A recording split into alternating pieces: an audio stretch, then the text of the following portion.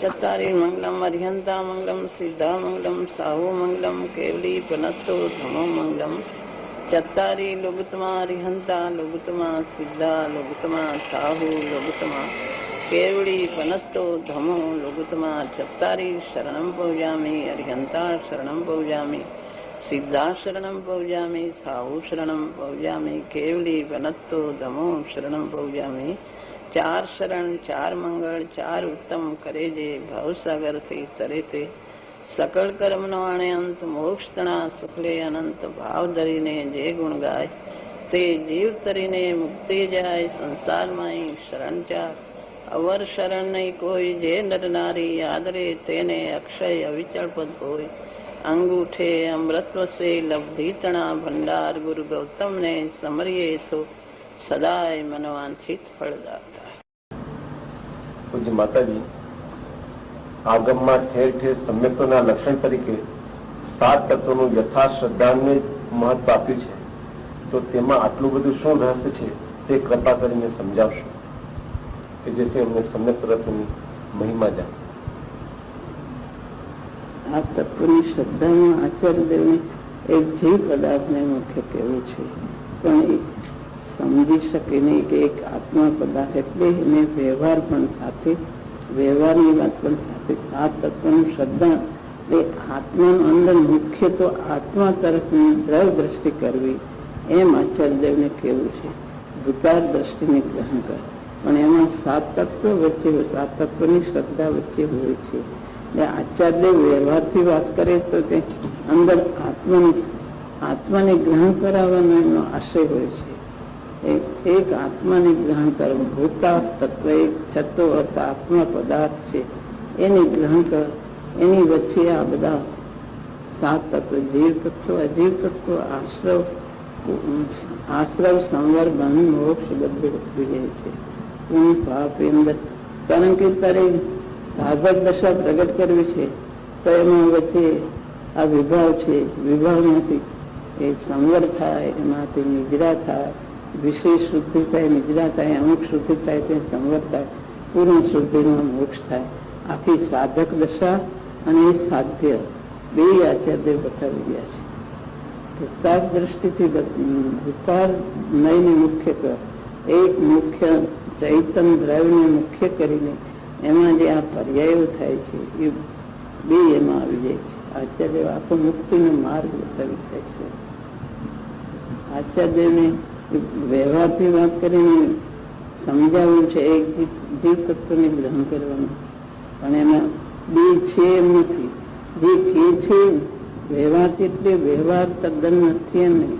આચાર્યના એક એક શબ્દ જે હોય છે એ સત્ય ગ્રહણ કરવાનું હોય છે અને એ યથાર્થ મુક્તિ માર્ગ ગ્રહણ કરાવવાનો હોય છે। આચાર્ય જે કહે છે એમાં જે વ્યવહારની વાત કરે તદ્દન ખોટી છે એમ નથી હોતી। આચાર્યની જે કથની હોય સત્ય થવું કરે, સત્ય જ હોય છે। માટે નિશ્ચય કઈ અપેક્ષાએ છે ને વ્યવહાર કઈ અપેક્ષાએ છે એ આત્માર્થીઓને સમજવાનું રહે છે। આત્માર્થી હોય આખો મુક્તિનો માર્ગ સમજાવે છે આચાર્ય કે મુખ્ય જે આત્મા છે એને ગ્રહણ કર, જીવ તત્વને ગ્રહણ કર, પછી એમાં બધી પર્યાયો હોય છે એનું જ્ઞાન કર, મુખ્ય એક આત્માને ગ્રહણ કર। યથાર્થ જ્ઞાન હોય તો યથાર્થ તારી સાધના થશે, માટે યથાર્થ જ્ઞાન કર અને દ્રષ્ટિ તો એક મુખ્ય જીવ દ્રવ્યને રાખીને ઉપર દ્રષ્ટિ કર એમ કહેવાનો આશય હોય છે આચાર્ય। એક જુદું જુદું જાણવા ખાતર જાણી લેવું એમ નથી, એની એક શ્રદ્ધા કરી લેવી કે જીવ છે, પૂર્ણ છે, આશ્રવ પાપ સંવર બધું મંદ મુખ બધું છે એ શ્રદ્ધા કરી દે નહીં। શ્રદ્ધા નહીં, એક આત્મ તત્વનું જ્ઞાન કર, એની આ પર્યાયો છે એનું જ્ઞાન કર, એનામાંથી સાધના થાય છે એમ આચાર્ય કહેવાનો આશય છે। વ્યવહાર કહીને અંદરથી નિશ્ચય આત્માને બતાવવું છે। આચાર્યના કથનો એટલે બધા રહસ્ય વાળા હોય છે અને એ સમ્યક દર્શન એક સમ્યક દર્શન પ્રગટ કરતા એમાં આખો મુક્તિનો માર્ગ આવી જાય છે। એમાં સમ્યક દર્શન મુનિ દશા કેવળ એક સમ્યક તો ગ્રહણ કર્યું તે અનાદિથી પ્રગટ નથી તો એક સ્વાનુભૂતિ પ્રગટ થઈ, એમાં આખો એનો મુક્તિનો માર્ગ પ્રગટ થઈ ગયું. એમાં એ માર્ગ આખો એનો સ્પષ્ટ થઈ ગયો. એટલે 7 તત્વની શ્રદ્ધામાં એક ભૂતાર્થ દ્રષ્ટિથી તું જાણ બધું એમ કેવું છે આચાર્ય. વ્યવહારથી વાત કરે એટલે એમાં ઊંડી વાત હોય છે આચાર્ય. એ સમજતા નથી એટલે એને વ્યવહારથી વાત કરે પણ સમજાવવાનું ઊંડું હોય છે આચાર્ય. કોઈ એક મંદિર જવું છે કે મંદિર જવાનું હેતુ ભગવાનના દર્શન કરવાનું છે અને કોઈ કે ભગવાનના દર્શન કરવા છે કોઈ કે મંદિર જવું છે તો મંદિર જવું એનો હેતુ તો ભગવાનના દર્શન કરવાના હોય છે. મંદિર જવા પૂરતું મંદિર જવાનું નથી હોતું પણ ભગવાનના દર્શન હોય. કોઈ એમ સીધો આત્મા કે અને વ્યવહારથી વાત કરે કહેવાનું એક આત્માનું હોય છે, કહેવાનું એક ભગવાનનું જ હોય છે કે ભગવાનના દર્શન કરવા છે મંદિર જઈને.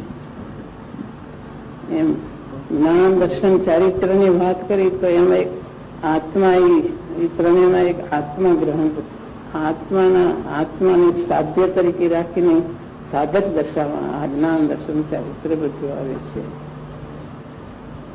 મંદિર દર્શન કરવા કીધું એટલે મંદિર જાય એમ કે એટલે મંદિરે જવું છે એમ નથી, ભગવાનના દર્શન કરવા જવું છે. સમજી પણ જાય કે મંદિર જવાનું કીધું છે કે ભગવાનના દર્શન કરવાનું કીધું છે. 7 તત્વનું જ્ઞાન તો 7 તત્વનું જ્ઞાન અને શ્રદ્ધાંતર એ આત્માનું જ્ઞાન અને શ્રદ્ધાન કરવા માટે એટલા માટે આત્માનું જ્ઞાન કરવા માટે 7 તત્વની શ્રદ્ધા કીધી છે. આત્માનું શ્રદ્ધાન કરતા સામર્થ્યના શ્રદ્ધાની વાત કરો છો. આત્માના સામર્થ્યની હેતુ એ છે. આત્માનું જ્ઞાન કરે એટલે આત્માનું સામર્થ્ય, આત્મા કેવું તત્વ છે એનું જ્ઞાન કરે. સામર્થ્ય એટલે એની અનંત ગુણોથી ભરેલું છે એમ ગ્રહણ કરીને પછી અનંત ગુણો પર દ્રષ્ટિ રાખવાની નથી. આત્મા કેવું છે એક નાયક તત્વ એને ગ્રહણ કરવો તો એક અભેદની છે પણ એનું કેવું અનંત સામર્થ્ય છે એમાં ભેગું બધું તું એ જ્ઞાનથી ગ્રહણ કરવાનું છે. આત્માનું અનંત સામર્થ્ય આત્માના ગુણ પર એ જ્ઞાનથી ગ્રહણ કર પછી દ્રષ્ટિ એક આત્મા પર સ્થાપવાની છે. શાસ્ત્ર વાંચો કરે તો કઈ શાસ્ત્ર વાંચવા પૂરતું નથી, શાસ્ત્ર સમજને એમાં આત્માની ઓળખ એમ કહેવાનો આશય છે. એમ મંદિર જાવ એટલે ભગવાનના દર્શન કરવાના એમ આત્માને ગ્રહણ કરવાનો આશય હોય છે.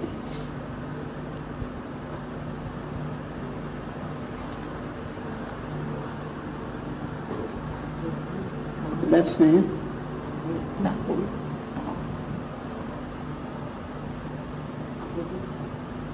દર્શન ચારિત્ર દર્શન જ્ઞાન પણ વ્યવહાર કથની જ્ઞાન, વ્યવહાર કથની જ્ઞાન એને કહેવાય ચારિત્ર દર્શન. નિશ્ચયથી ચારિત્ર નથી, દર્શન નથી, જ્ઞાન નથી. એટલે ગુણ ભેદ નથી પણ સ્વરૂપ તો છે જ્ઞાન દર્શન ચારિત્ર. એ ત્રણેય ગુણ આત્મામાં છે પણ એ ગુણ ભેદમાં રોકાવું નહીં. ભેદ ઉપર વિકલ્પ કરવાથી રાગ થાય છે. માટે તું વિકલ્પ તોડીને આત્મામાં સ્થિર થાય. ચારિત્ર ઉપર એમ દ્રષ્ટિ નહીં સ્થાપતા તું એમાં રોકાય ને એક નાયક ઉપર દ્રષ્ટિ સ્થાપી દે. પણ એ ત્રણ ભેદ વચ્ચે એને સમજાવવા માટે કહેવા માટે આવ્યા વગર રહેતા જ નથી. આચાર્ય કહે છે ને કે ખેદ છે કે વચ્ચે વ્યવહાર આવ્યા વગર રહેતો જ નથી. જે અનાદિથી જે વિભાવમાં પડેલો એમાંથી સાધક દશા પ્રગટ થાય એટલે વચ્ચે વ્યવહાર આવ્યા વગર રહેતો નથી. એટલે જે નથી સમજતા એને વ્યવહારથી સમજાવવામાં આવે છે. પણ એને જે આત્માર્થી હોય આશ્રય ગ્રહણ કરી લે છે કે ગુરુદેવને એક આત્મા ગ્રહણ કરાવવાનો છે હેતુ, પણ આ વચ્ચે સમજાવવા માટે આ બધું આવે છે. પણ એ નિશ્ચય વ્યવહારની સંધિ અમલી એમાંથી કોઈક આત્મા એક ગ્રહણ કરવું અને આ જે સ્વરૂપ છે ગુણનું પર્યાયનું એ કઈ છે નહીં એમ છોડી દે તો ભૂલ થાય છે. એ બધું સ્વરૂપ સમજીને એક દ્રવ ઉપર દ્રષ્ટિ મૂકવાનું છે. નાયક પરિણતિ પ્રગટ થઈ ગઈ અંતરમાં. એક નાયકની પરિણતિ ચાલુ થઈ ગઈ. સ્વાનુભૂતિની દશા પ્રગટ થઈ ગઈ. અને નાયકની પરિણતિ સદાને માટે નહીં, ખાતા પીતા જાગતા સૂતા સ્વપ્નમાં બધી વાર નાયકની પરિણતિ ચાલુ જ થઈ ગઈ છે. નાયકની ધારા ચાલુ થઈ ગઈ. પુરુષાર્થની ધારા નાયક તરફ જ ચાલે છે. એવી નાયકની ઉગ્રતા માટે પ્રયત્નો ચાલુ જ છે. એની ભૂમિકા પ્રમાણે. પછી ભૂમિકા જેમ વધતી જાય એમ નાયકની પરિણતિ પણ વિશેષ વધતી જાય છે, લીનતા વધતી જાય છે. એની ભૂમિકા પલટાય એટલે 5મું ગુણસ્થાન, 6ઠું 7મું ગુણસ્થાન આવે. એની પણ ભૂમિકા જેમ વધતી જાય છે એમ એની પરિણતિ અંદર લીનતા વધતી જાય છે.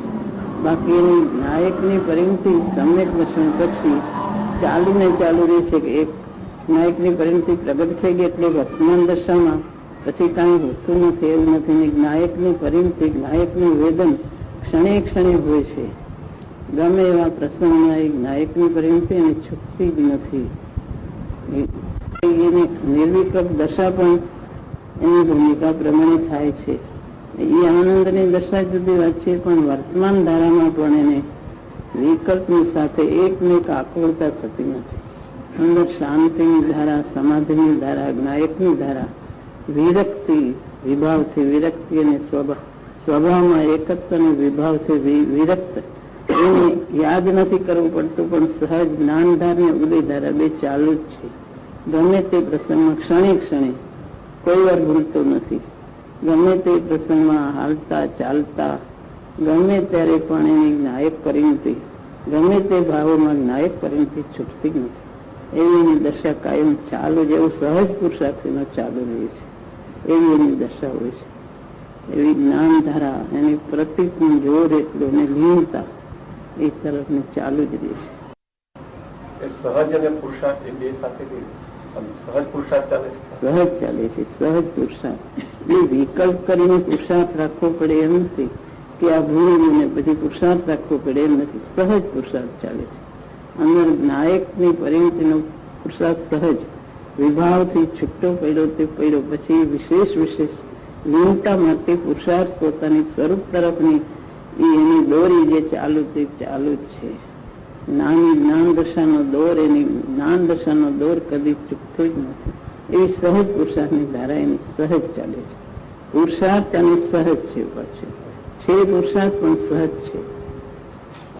માતાજી જેમ જ્ઞાન અને ચારિત્ર કહેતા કંઈક તેનો આછો પાતળો ભાવ પકડાય છે, પણ દ્રષ્ટિ કે જેના આધારે ભવકટી થઈ જાય, બધા દુખડા દૂર થઈ જાય, એવી દ્રષ્ટિનું સ્વરૂપનો મહિમા સમજાવવા વિનંતી છે.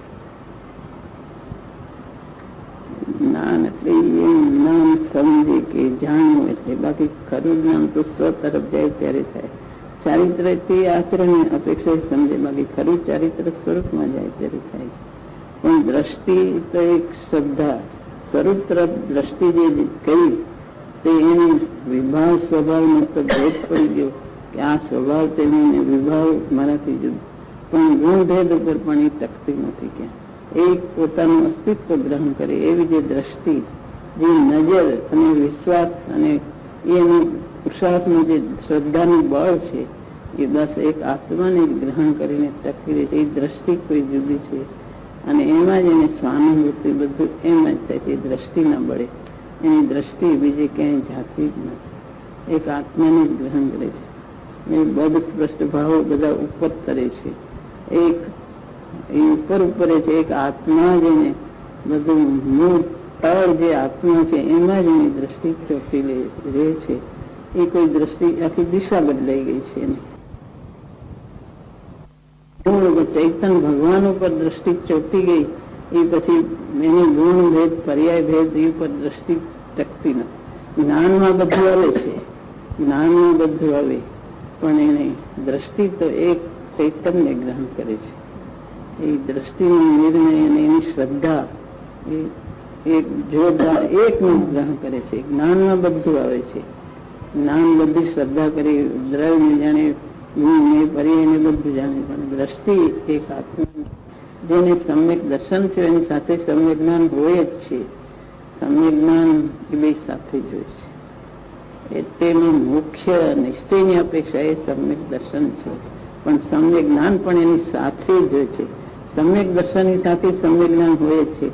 એક આત્માને ગ્રહણ કર્યો એટલે ગુણ પર્યાયને ન જાણે એમ ન બને. એ બે જ્ઞાન અને દર્શન બે સાથે જ રહે છે.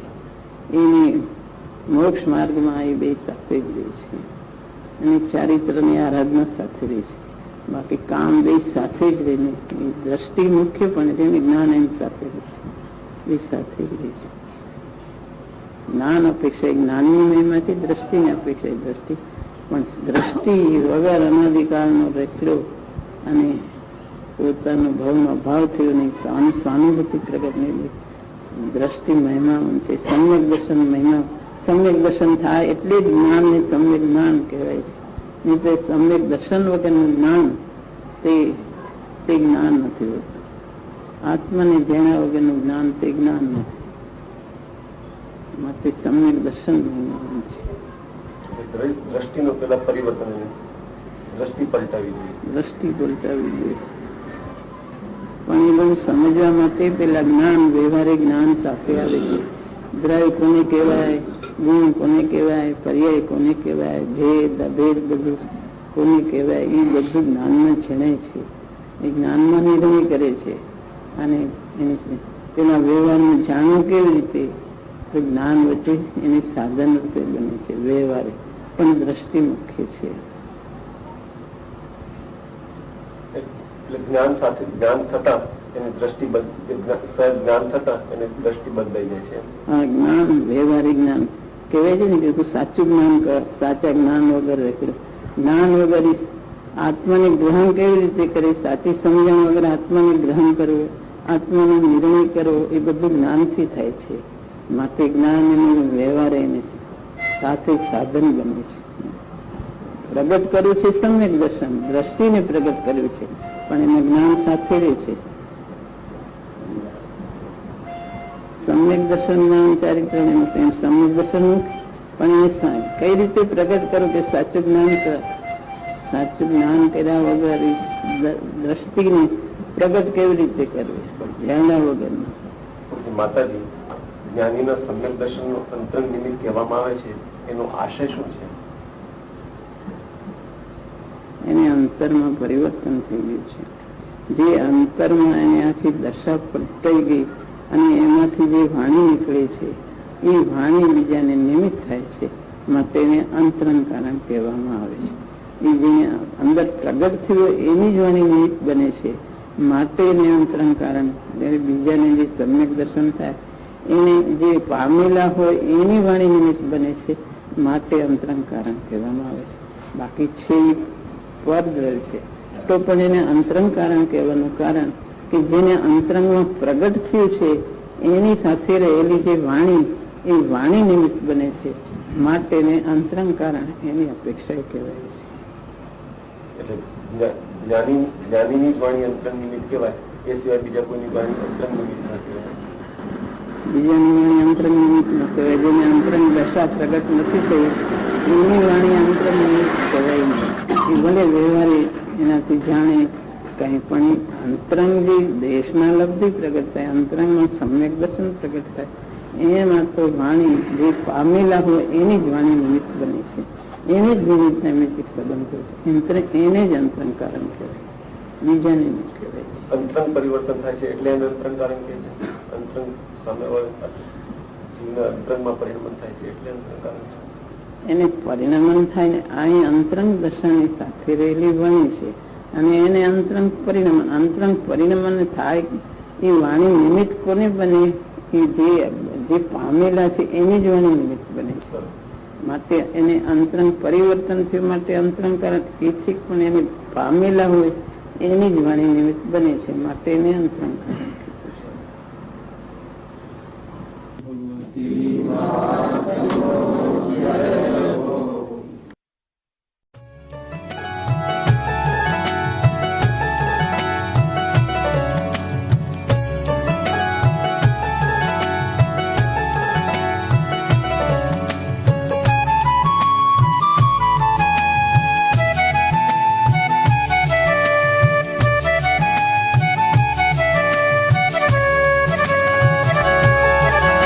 स्वर्णपुरी अति पावन है,